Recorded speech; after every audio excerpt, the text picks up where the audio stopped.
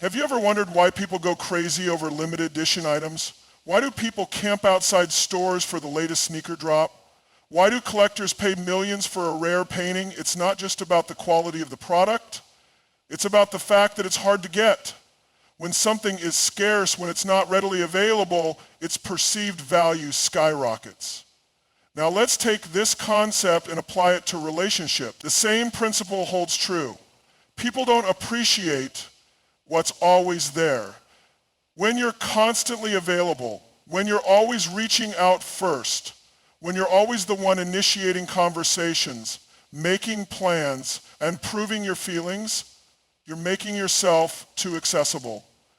And what's always available is often taken for granted. Think about it. Have you ever lost interest in something simply because it became too easy? Maybe it was a goal you once chased, a job opportunity that seemed exciting until you realized you could get it anytime, or even a person who was so eager to be with you that it almost felt unchallenging. This isn't about playing games. It's about psychology. The moment something is guaranteed, the human mind starts to devalue it. Let's go deeper into this.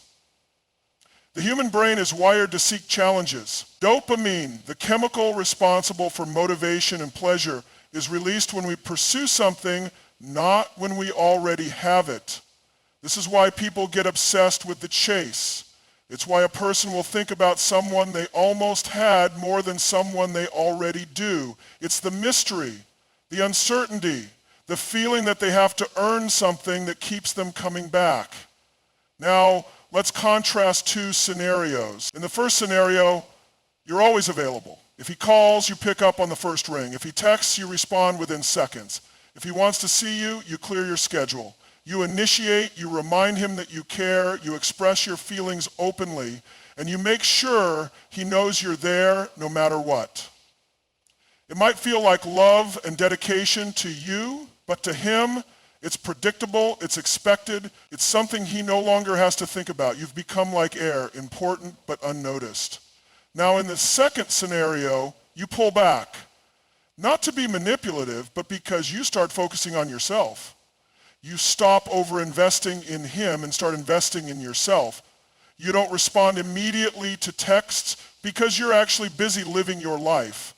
You don't always initiate plans because you have other things going on. You aren't cold or distant, but you aren't readily available either.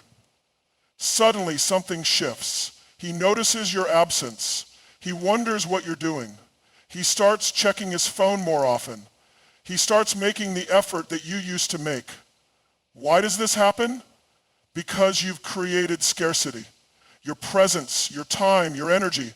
It's no longer something he can access whenever he wants. And now, because he feels like he's losing something, his brain activates a new response, the desire to pursue.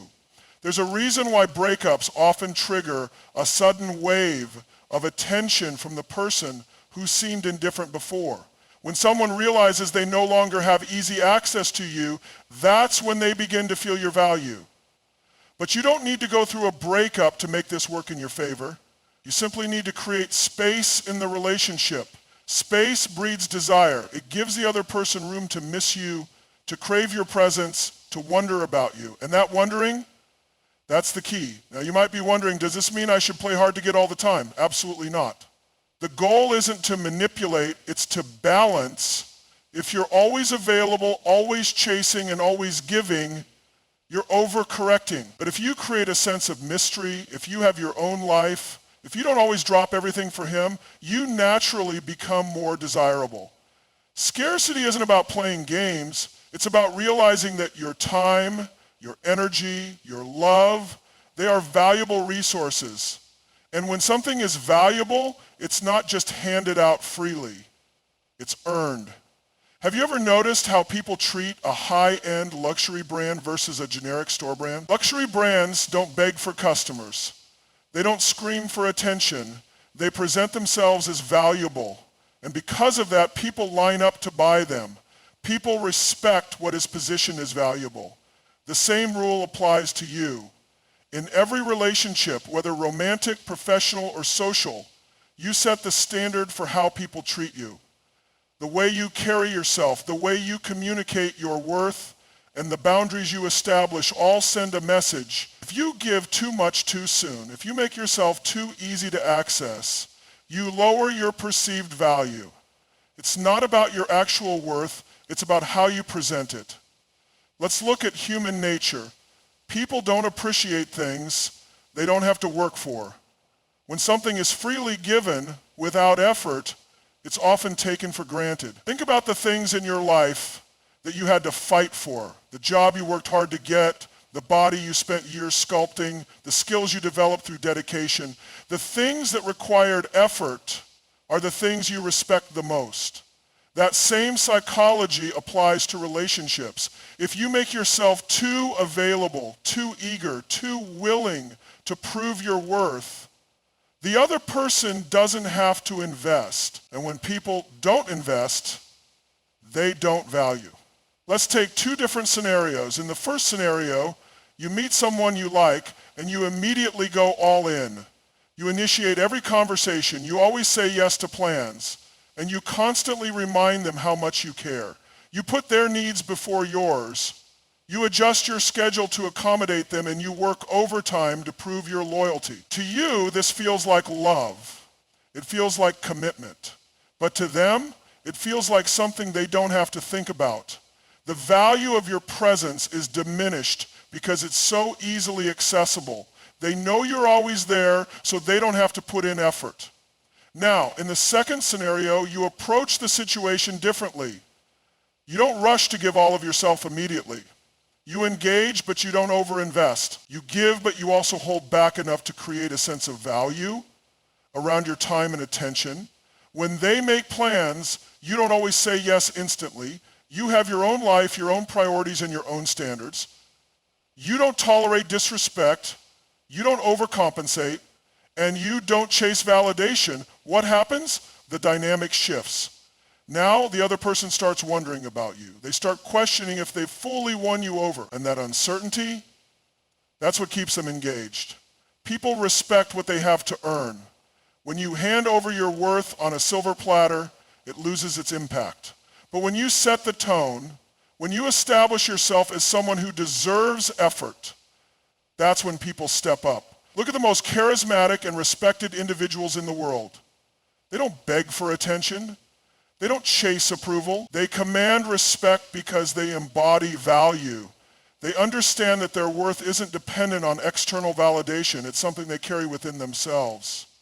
Now, you might be thinking, but shouldn't I show my feelings? Shouldn't I be open and giving? Of course. But there's a difference between being open and being overly available. Being valuable doesn't mean being cold. It means having self-respect. It means understanding that your time, your energy, and your presence are privileges, not entitlements.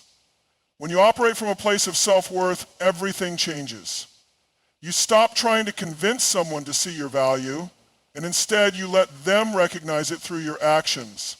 You move with confidence. You establish boundaries. You don't tolerate half-hearted efforts. And most importantly, you show through your choices, not your words, that you are someone who deserves effort. The moment you start treating yourself as the prize, others will follow suit. In every relationship, romantic, professional, or social, there's always a power dynamic at play, and whether people admit it or not, power is real. It's not about manipulation, control, or playing games. It's about influence. It's about who dictates the pace of the relationship. And the uncomfortable truth, the one who cares less always has the power. Think about the last time you were deeply invested in something, maybe a relationship, a job opportunity, or even a negotiation. When you cared too much, when you were too emotionally involved, didn't you feel like you were walking on eggshells, like you had to be careful with your words and actions? That's because when you care more than the other person, you become the one who chases. And when you chase, you surrender control. Now let's look at the flip side. Have you ever noticed how the people who seem the least concerned, the least emotionally invested, tend to hold the upper hand? They aren't desperate for validation. They don't overextend themselves to please others. And because of that, people are drawn to them. They become the ones who are pursued. This isn't about being indifferent or emotionless. It's about understanding that attachment creates dependence. The moment you attach yourself too strongly to someone else's presence, decisions, or approval, you hand over your power. You make their opinion of you more important than your own. And that's when you lose control of the dynamic. Let's break this down with two scenarios. In the first scenario, you're deeply invested in someone, maybe even too invested. You think about them constantly. You overanalyze their texts, their tone, their actions. You wonder if they're losing interest, if they're seeing someone else, if you said something wrong. You prioritize them above yourself, often sacrificing your needs just to keep them happy. And what happens? They feel that energy. They sense that you need them more than they need you. Subconsciously, they start pulling away because the dynamic is off balance. When one person overvalues, the other devalues. Now, in the second scenario, you operate differently. You're still interested in them, but you aren't dependent on their validation. You enjoy their presence, but you don't need it to feel secure. If they text, great. If they don't, you continue living your life. If they make an effort, you reciprocate. But if they pull away, you don't chase. You match their energy. What happens now? The balance of power shifts. Suddenly, they're the ones wondering about you. They're the ones putting in effort to keep your attention. The reason this works is because human nature is wired to value what's uncertain. When something is guaranteed, when there's no risk of loss, the brain stops craving it. This is why people are drawn to challenges. It's why we get more excited about things that aren't easily attainable. If someone feels like they have you completely, if they feel like you'll always be there no matter how little they invest, they stop trying. Not because they don't care, but because the sense of urgency is gone. This principle applies not just in relationships, but in every area of life. Look at business negotiations. The person who needs the deal the most always has the weakest position. The person who is willing to walk away, who doesn't need the outcome, holds the power. Why? Because they aren't operating from desperation. They are operating from a place of control. In social circles, the same dynamic exists. The person who constantly seeks approval, who tries too hard to be liked, often gets overlooked.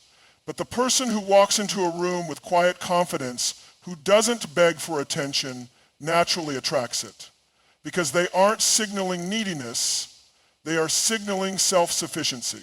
Now, does this mean you should never care? That you should be cold and detached? No. The key is to care, but not to overcare. To be involved, but not overly invested.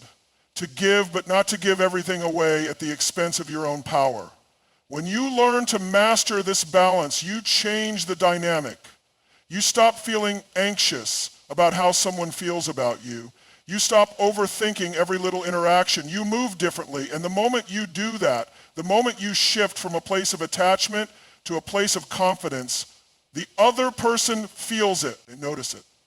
And that's when the game changes. Confidence is the most magnetic force in human interaction. It draws people in, commands respect, and shifts the dynamics of every relationship. When you radiate self-assurance, you become irresistible. Not just in a romantic sense, but in every area of life. People are naturally drawn to those who exude certainty, who know their worth, and who carry themselves with unshakable self-belief. But let's be clear, confidence isn't about arrogance. It's not about pretending to be something you're not. It's about an internal state of knowing that you are enough, knowing that you don't have to prove yourself to anyone, and knowing that your value isn't dependent on someone else's validation. Think about the most captivating people you've ever met. They weren't the ones desperately trying to impress. They weren't the ones over-explaining themselves or seeking approval. They were the ones who simply were. They walked into a room with presence. They spoke with certainty. They didn't need attention, yet they received it effortlessly. Now contrast that with someone who lacks confidence.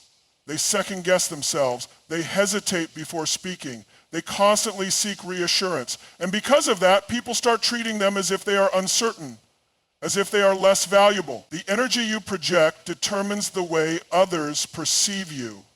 If you carry yourself as if you are unsure of your worth, the world will reflect that back to you.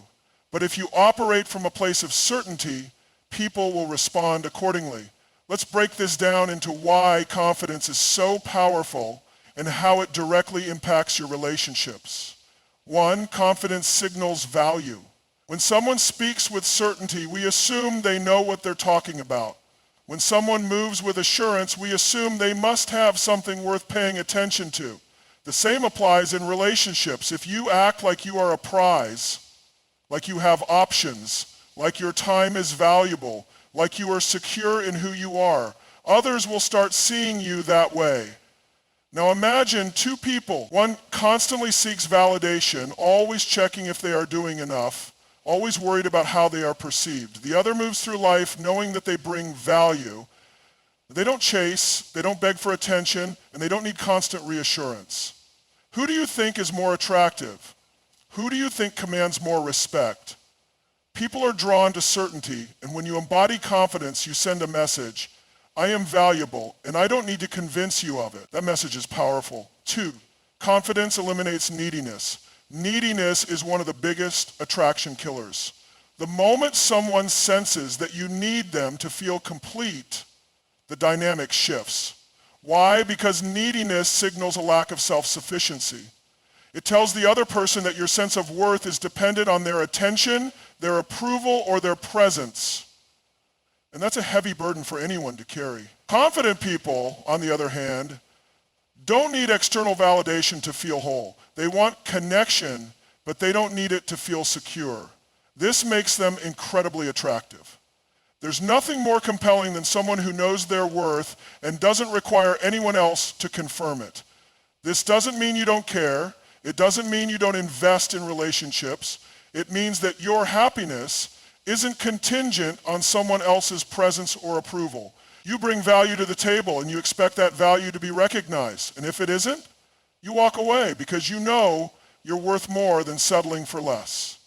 3, confidence creates an aura of mystery. People are naturally intrigued by those who seem self-contained, who don't give everything away at once. When you are confident in yourself, you don't feel the need to overshare, over-explain, or constantly seek attention. You operate from a place of quiet certainty. This creates an aura of mystery, and mystery is powerful.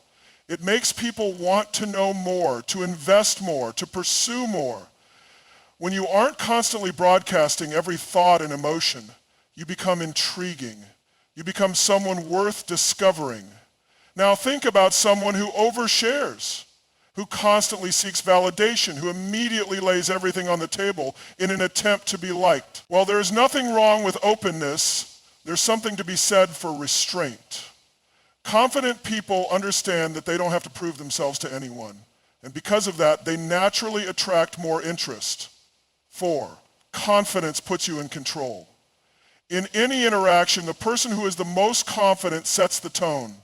When you are secure in yourself, you dictate the energy of the exchange. You aren't reactive. You aren't thrown off by small shifts in behavior. You aren't easily affected by someone else's approval or disapproval.